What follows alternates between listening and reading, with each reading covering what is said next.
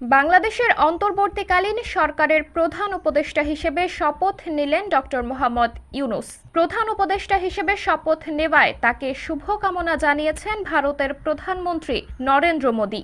বৃহস্পতিবার ডক্টর মোহাম্মদ ইউনূস শপথ নেওয়ার পর সামাজিক যোগাযোগ মাধ্যম এক্সে এই শুভকামনা জানান মোদি। নরেন্দ্র মোদি সামাজিক যোগাযোগ মাধ্যম এক্সে বলেন, নতুন দায়িত্বে আসায় অধ্যাপক মোহাম্মদ ইউনূসের জন্য শুভকামনা রইল। আশা করছি দেশটিতে স্বাভাবিক অবস্থা ফিরবে। হিন্দু ও অন্যান্য সংখ্যালঘুদের নিরাপত্তা নিশ্চিত করা হবে। শান্তি, নিরাপত্তা ও উন্নয়নের স্বার্থে আমরা বাংলাদেশের সঙ্গে কাজ করে যেতে প্রতিজ্ঞাবদ্ধ।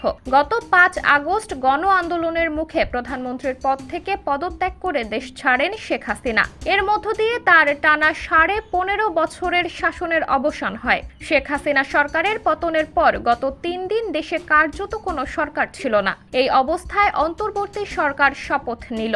সাবরিনা জলিল, সবার কথা।